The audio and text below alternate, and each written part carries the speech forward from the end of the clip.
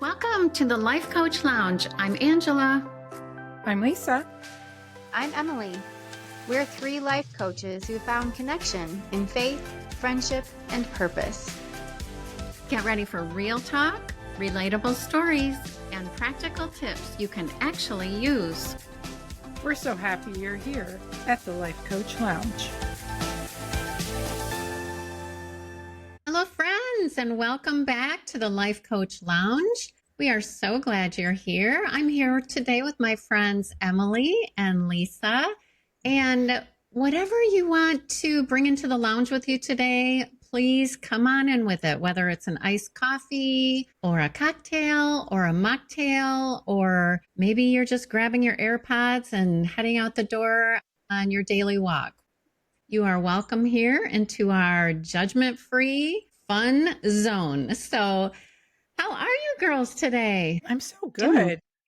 Good. Yeah, doing great. Yeah. I brought my oil to the podcast. Can I bring essential oils to Life Coach Lounge? Absolutely. What did you bring? I've got some stress away today, and it's delightful. I put love it in the diffuser before we went to sleep last night, and it did the trick. I slept really well, and I'm just continuing it this morning because it's so calming and grounding. Can we bring oils to the Life Coach Lounge? I mean, I don't As have Lisa's enough bringing her fingers to handful hold of up all oils. my oils. Yes, I will always have a supply ready for people. That's so smart. So I'm not sure when our listeners will be listening to this episode, but as we're recording, we are just before Memorial Day weekend. So I thought I would ask you girls a question. Who does the grilling at your house? And what is your favorite grilled food? How about you, Lisa? Who does the grilling? Primarily, my husband does the grilling. However, if he is only be 5 minutes when he's finishing up said project, I know that 5 minutes doesn't actually mean 5 minutes. So I will go start the grill, and I'm not afraid of the grill. Given the choice, I would prefer he do the grilling, and I would say 90% of the time he does, but I'm not afraid of it. I will do grilling. And then you asked like what my favorite. Ooh, everything. That's not the answer though. I would say some form of beef is probably my favorite on the grill. And then a second would be roasted, like grilled vegetables. I think you're right. It's all good. Mm-hmm. I keep thinking of more things I like, but how about you, Emily? So my husband definitely does the grilling at our house. He loves it. We primarily do burgers and brats. Our local grocery store has a great meat counter where you can get any flavor of brat and the specialty burgers. So we do that a lot. And it's funny because when he suggests that we could grill, he suggests it in a way like, well, then you don't have to do as many dishes and it's just easier. As he's out on the deck grilling just the meat, and I'm inside preparing all of the sides, pre-cooking the brats a little bit so that they cook at the same rate as the burgers. And so it's kind of funny. I had to let him know, actually, it's not less work or dishes, but I do love that you love to grill and it's delicious. And it's just more of a team effort at that point, but it's cute. I think I've seen a meme that actually says that, oh, honey, you don't have to cook tonight because I'll grill, as the wife is inside, like doing all the things. But there's less we dishes. love it. We love grilling. There's less dishes because you're outside grilling, and I've already done most of the dishes while you were grilling. Exactly. Yes, exactly. All right. So tell me, for this Eastern girl, what's a brat? What are you talking about? You don't know what a bratwurst is? I mean, I've heard of it, and I think I can buy them locally. I think I've seen them at Aldi's. I mean, yes, I've seen them, but they are not like, you have talked about them a lot in the Marcos. And I'm like, this must be like Minnesota's hot dog. Like, what is she talking? No, we have. Angela talks about them in the Marcos. Yes. Okay. So I'm thinking like kielbasa, Italian sausage. I think those are all kind of in the same family. Do you we eat? have sausage. Okay. Sometimes kielbasa. Kielbasa tends to be a little too greasy for me. It is more, yes. And we definitely have sausage and hot dogs, but not brats. That's not a staple in. There are probably like 10 different varieties at our local grocery Oh, store of Wow. specialty bratwurst that they, I think, make there. I'm not exactly sure, but we'll do jalapeno cheddar. They have a wild rice brat where it's ground pork and then wild rice in there. They have like bacon cheddar. I don't know. We always get the jalapeno cheddar or the wild rice, so I haven't really looked at all the other flavors, but there are a lot to choose from, and it's one of our favorites during grilling season. same. Okay, well, I need to find a local brat place. I'm sure you can find them at Yes. the grocery store, Lisa. I've seen them at our local grocery stores, but definitely not like the variety that Emily is talking about. It might just be a package with whatever name on it and it says bratwurst on it, but there's no variety there. I will say that the specialty ones you get behind the meat counter are way better than like a nationwide brand of Hmm. prepackaged bratwursts. I mean, it's the same thing, but I don't prefer the packaged ones. So if you can find a local meat market, you might just be surprised Yeah, there Yeah, to goes I'm our see on the it. difference. little sponsorship. I'm on it. I didn't say any names.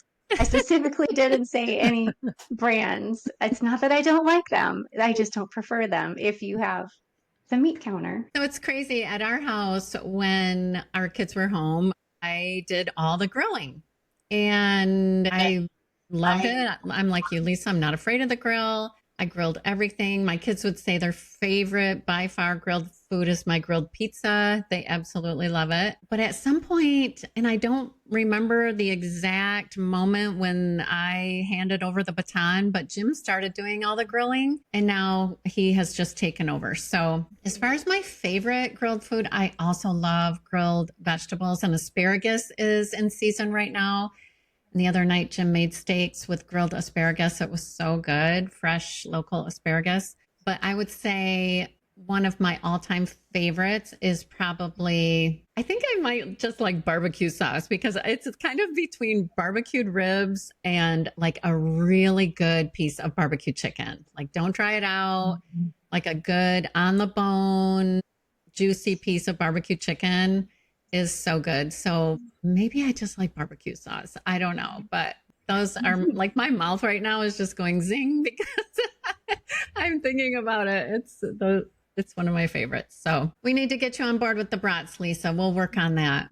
So today we are going to take it back to the foundation of coaching, which some people call the self-coaching model, some people call the creation cycle.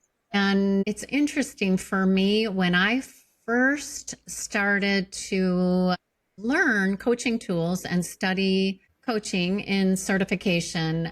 One of my first thoughts was, this is so biblical. Romans 12, verse 2 says, do not conform to the pattern of this world, but be transformed by the renewing of your mind. 2 Corinthians 10:5 says, we take captive every thought to make it obedient to Christ. So this is our assignment. This is what coaching is. It's to help you do that, because the truth is we're not all aware of our thoughts. And so there are some ways that we can become more aware, and we will talk about that today. So first of all, why is it important to take our thoughts captive? Emily, why do you think it's important to take our thoughts captive? Well, I mean, so many reasons. I guess what we've learned, and it makes sense, is that our thoughts create our experience of our life. And once you learn that, you realize just how many thoughts are running in the background. At least I do. I know that I have been aware of how many thoughts are running in the background that actually are affecting how I feel, how I show up, whether or not I'm taking action on something. So being able to bring into awareness those thoughts, and as scripture says, take them captive, decide on purpose Do I like that thought and what it's creating? Or shall I choose a different one? Am I showing up the way God created me to, in love and abundance and peace? Or are those thoughts creating fear and a life where I'm just living it small because I'm just so consumed by my thoughts? And I love how you brought up those scriptures because it shows that God is telling us we have the ability to retrain our brains, to rewire how we're thinking. And it's all with his help. And then that awareness piece is where we get to take the action and be purposeful about it. Yeah. It's And also, go ahead, oh, Lisa. sorry. It's also, uh, um, in science, like it's proven that you can actually rewire your brain. So the neuroplasticity in your brain can be rewired. There's brain scans done and things like that. So it's definitely, I don't know, miracles probably too broad a stroke there, but I mean, how amazing is it to just know that I'm not broken. I can just work on this and make a difference. Yeah. So in coaching certification, whether we called it the coaching model or the creation cycle, what we learned about is that all circumstances are neutral until we have a thought about them. So we have things that are outside of our control. We have the facts in the world, and then we have thoughts about these facts or about these circumstances. Our thoughts create our feelings or emotions. Emotions create the inaction, action, or reaction in our lives. And what we do produces results in our life. So, one of the ways that we can see how our thoughts are serving us is to look at the results or look at how we're feeling. And we're going to talk more about that today. So, Lisa, you studied some CBT work. Tell us what you learned about the coaching model in CBT. So I'm not 100% sure of this, but in my opinion, based on what I've learned in both certifications, the creation cycle, as the three of us call it, or the simple coaching model, is really based in CBT work. So CBT suggests that our thoughts, emotions, body sensations, and behavior are all connected. And so what we think and what we do will ultimately affect how we feel, both physically and those. Sometimes I think people say, oh, I'm just feeling anxious, and where that shows up in their body is like a second. Like that's not the front and center piece. They're just like, oh, I just feel really anxious right now, and they kind of go over the my stomach is hurting or my chest feels tight or I have a tension headache or whatever the physical sensation is. So CBT is really just kind of the foundation, I think, of the coaching model and how all those things that I mentioned and the two of you mentioned are so interlocked together. I'm so glad that you shared that.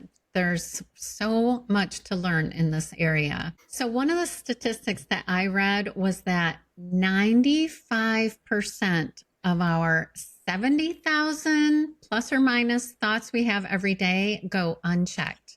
95% of our thoughts are just flying around our brain and we're not thinking about what we're thinking about. And can you imagine 70,000 plus thoughts a day? I mean, that is crazy. So here's another fact. We believe our thoughts are true. We believe our own brain. And God is telling us, oh, no, don't do that. Don't believe everything that pops into your head. Here's an example. I'm having a terrible day. And we believe it. That is an optional thought. So if we don't take the time to stop and say, what if the opposite was true? Is that actually true? Did something difficult happen or, challenging happen, but maybe the rest of the day was good? And, redirect our thoughts to think about things that are more positive. I love to remind myself that all thoughts are optional thoughts. And here's one for you girls. I had this epiphany once and it blew my mind. Our thoughts are so important that our thoughts we choose where we spend eternity. That's our thoughts do that. Our thoughts Tell me more about that. Unpack that, Angela. Tell me more about that. Well, we choose to believe in Christ or not with our thoughts. And so our thoughts produce salvation for us. When God says, take your thoughts captive, I believe that is the biggest one. I love that. Thoughts are everything. Thoughts are very important.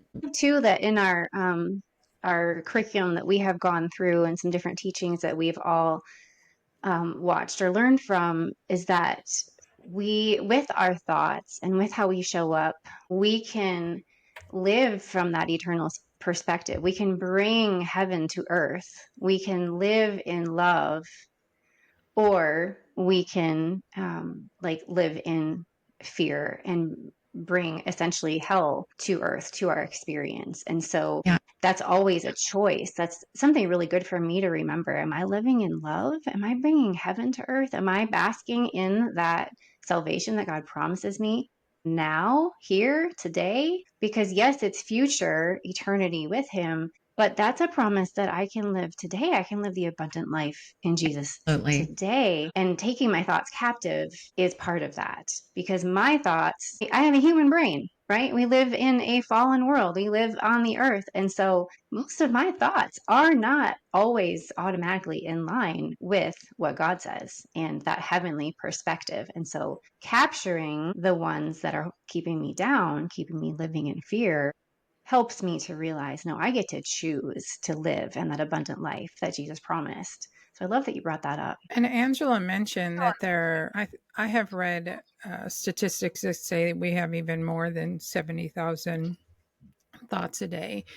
And Angela said they go unchecked. They are also, the majority of them, subconscious, hence why they're going unchecked. And not surprisingly, they are also negative. They are not positive thoughts whatsoever. And one of the things that has been, for lack of a better word, a light bulb moment for me is putting this model into place. And Emily talked about this earlier when, you're thinking and you're feeling something and then you realize, oh, it's because I'm thinking X. And I have learned to stop when I'm like, what is my problem? Like, it's not so crystal clear, but I feel something. I feel that gut wrenching, just there's something not right, whether it's an intuition thing or it feels very much like you have to give a big speech or something. Your body is telling you something. Your body is trying desperately to knock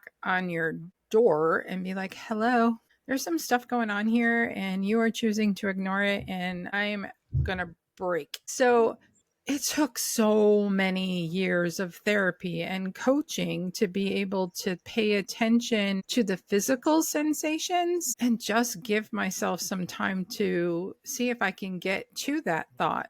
Now, let's be honest, I don't always get to that thought. And that is the beauty of therapy and coaching. That's why we can help or seek help to, have someone guide us to what that thought might be, because it's not so crystal clear. But I love the fact that you pointed out that it's renewable. It's right there. And so I just want to remind people that it's not that we're broken. It's not that we're doing anything wrong. It's just the way our brains are wired. And unfortunately, they're wired to seek out all the negative things and reinforce all the negative stuff. Very true. We talked before about coach speak. So like taking your thought captive or being aware of your thoughts. How do you do this? So I've heard, Joyce Meyer has said, think about what you're thinking about. That's just raising your awareness, right? Think about what you're thinking about. I've also heard a coach say, become the watcher of your thoughts. So you can even think of your thoughts as just a sentence in your mind and sort of separating yourself from your thought. And she even would say, okay, let's take that sentence and hold it in your hand and let's just talk about it a minute.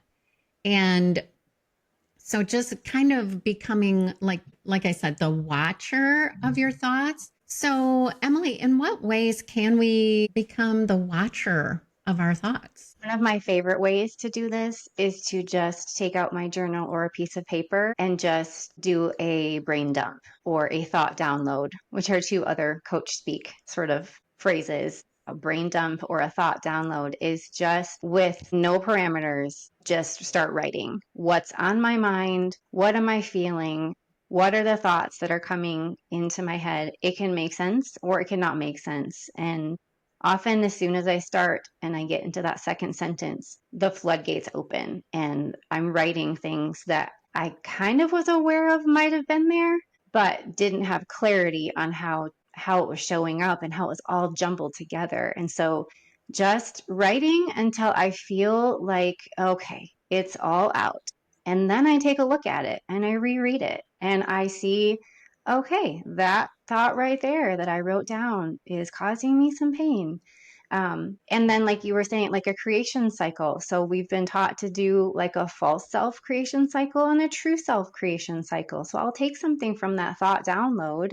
I was actually looking back at some from earlier this year and at the beginning of the year after I set some very lofty 90-day goals for myself, new habits, new year, right? And I spoke about this on our planning episode. It was my ideal day if I wasn't going to be interrupted or need to help anybody else with anything. And so this is dated, January 21st. And I just did a thought download. And my main thought was, I'm so disappointed in myself. I am so undisciplined. Well, when I really read all the rest of what was in there, that's when I realized I actually set some unrealistic expectations for myself.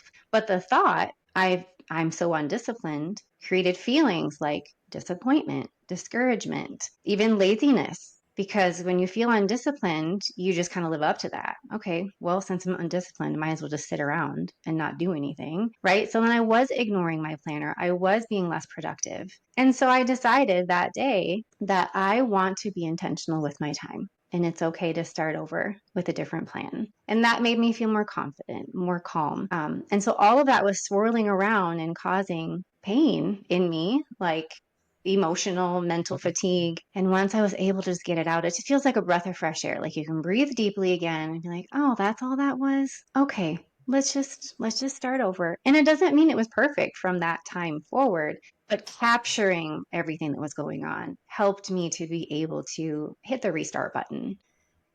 So Okay. journaling and thought downloads and brain dumps are one of my favorite ways to be a watcher of my thoughts. And one of the things I learned in my CBT certification is the five interlocking parts of that brain dump. So personally, when I did coaching certification first, the very first couple times I heard just do a brain dump, it was a little overwhelming to me.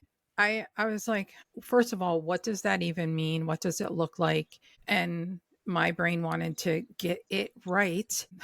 So So I'm like, relatable. yeah, I don't understand what a brain dump is. So it was very helpful when I did my CBT certification to just be reminded of the simplicity of who, what, where, when, why. So when you're doing a brain dump, if you should feel at all like I did, and Emily just said relatable, like just start asking yourself those five questions when you're doing the brain dump.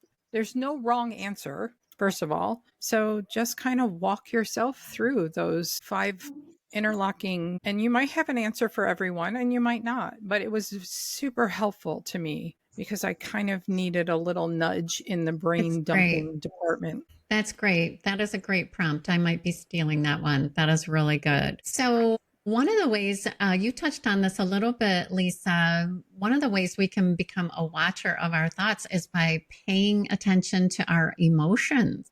We talked about this a lot in our episode on emotions, but is there anything else you want to add about how does paying attention to your emotions show you your thoughts? Well, because when we talked about emotions in that episode, and we talked about emotions being energy, just energy in motion, and therefore giving us a physical sensation, as I mentioned earlier. So you're asking like how to take those emotions captive. Ask me again what you're, because No, I I have don't. so much to say in my brain, so I don't want to squirrel out here. So the Bible tells us to take our thoughts captive. One of Okay, the ways we can take our thoughts captive is by paying attention to how we feel. So let's say I'm feeling anger. gotcha. How would that connect to what I'm thinking? So I'm going to say you two can stay on the coaching model today, and I will stay on my CBT Love it. practitioner model today. So another thing I learned in this practice is the 3 C's. So you catch your thought, like you catch what you're thinking, you put it through a check model, which is going to be exactly what you're talking about, Angela. And then you move on to the last C, which is change, which I'm sure you'll touch upon in a few minutes. So checking means asking yourself, how true is this? Where is the validity in this thought? So we have in both of these models, we have circumstances or a situation which is based on fact, based on evidence. Many of us were taught, can you prove this in a court of law? Like that really stuck with me. I think it was you, Angela, who Yeah. told both of us that, like, can you prove this in a court of law? And I'm like, well, darn, no, I can't.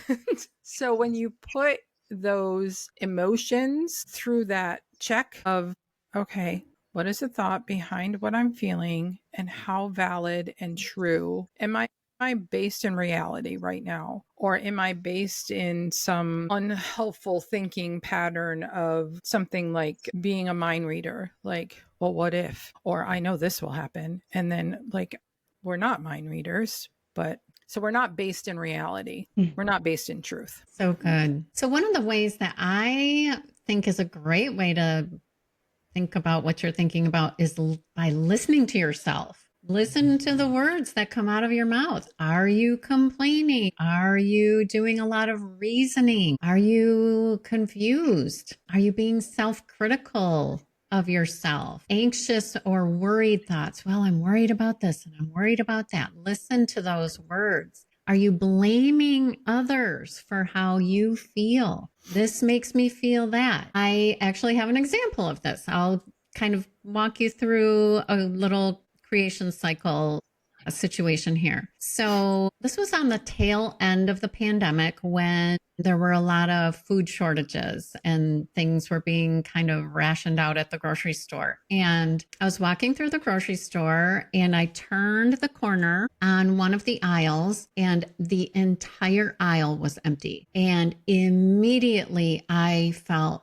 tremendous fear in my body. And I used the fear as a signal for myself to think, what am I thinking? And I realized I was thinking, I won't be able to feed my family. So what I did is I thought, is that true? Like, do I believe that? And I thought, no, I don't actually believe that. I believe that God is my provider. And as soon as the thought, God is my provider, went through my mind, the fear just dissipated. And so that is a great visual of walking through a creation cycle by paying attention to your emotions. I didn't say any words in that moment. I was in the grocery store, but my circumstance, most people would think seeing no food on the shelves makes me afraid. Nope. That is not true. Seeing empty shelves does not make you afraid. You have a thought between what you're seeing or what you're experiencing in your situation and what you're feeling. So that's what we mean by taking your thoughts captive. Your kids are not causing you frustration. Your husband is not causing you anger. You have a thought between the situation, the circumstance, the fact, and your emotion. Okay, so what else do we have here? We can look at the results we're creating in our lives. Are we creating results such as, there's more month than money. We're overspending somewhere. This is a result we have in our life. So every single result that you are creating in your life starts with a thought. You can turn those around. Do you have a lack of connection in your marriage or in relationships with your kids? Are you struggling finding friendships? I guarantee there is a thought somewhere that is preventing you from creating the result that you really want, which would maybe be more money than month or a flourishing marriage or lots of friendships. So that's one way that we can look at what we're thinking, is by looking at the results that we have in our life. So can you think of anything else, Emily, that would be a way that we can take our thoughts captive?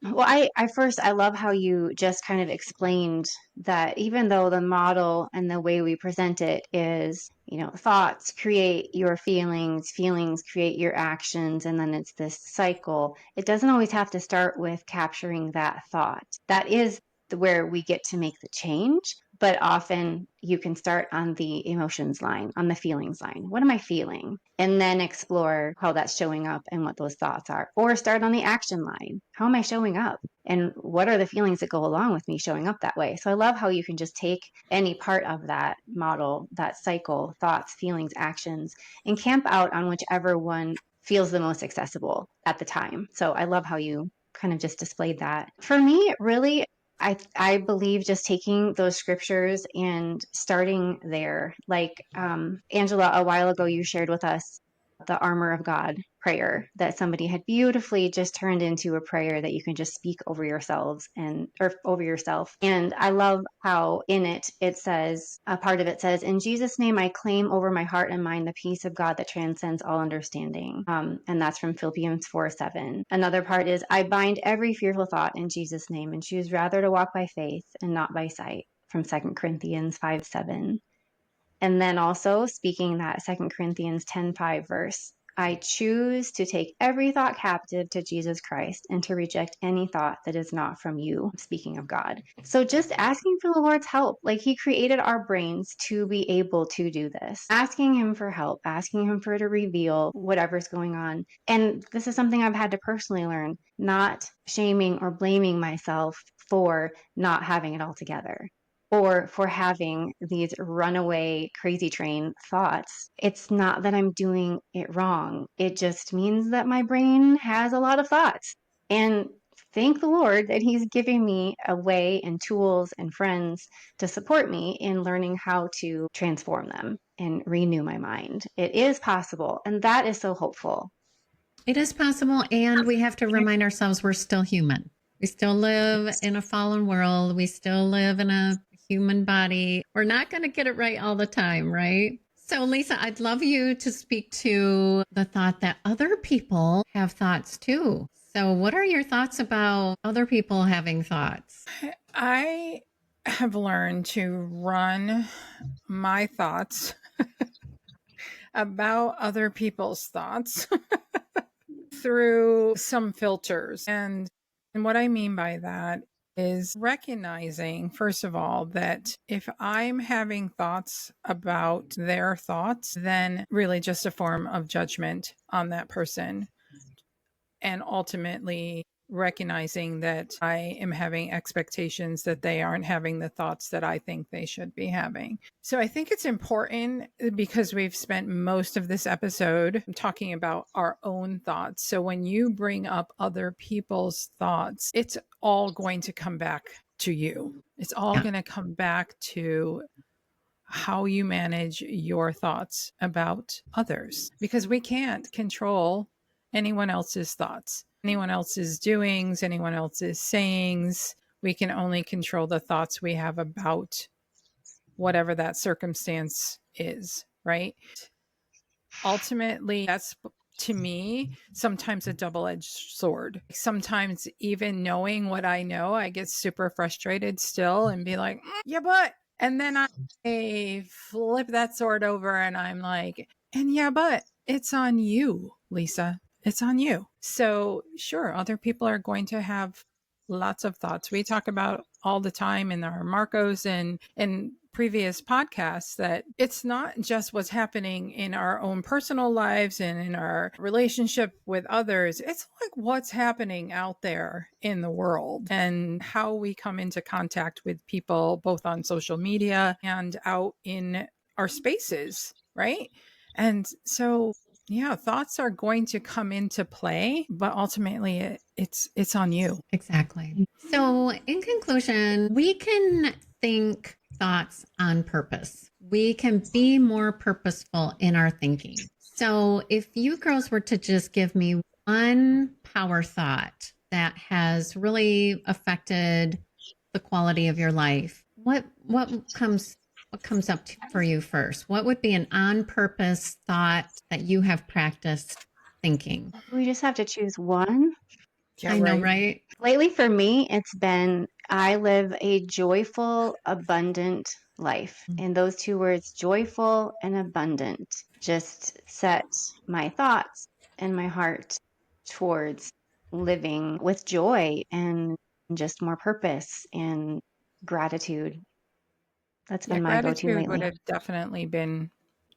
I have worked on gratitude for 2 years now, and it really has been life changing. That's so You good. know, when you really, in the simplest of forms, have gratitude for pretty much everything that you witness in the course of your day, it opens your eyes to things that I didn't pay attention to before. Yeah. I love that. How about you, Angela? So I have practiced, and it's interesting, Emily, we kind of touched on some of the same language in our power thought, have learned to, when I feel anxiety, especially around people in my life that tend to bring that emotion up, the thought that I have is, I rest in the abundance of his love. And you also use the word abundance, but for me, the emphasis is on the word rest because it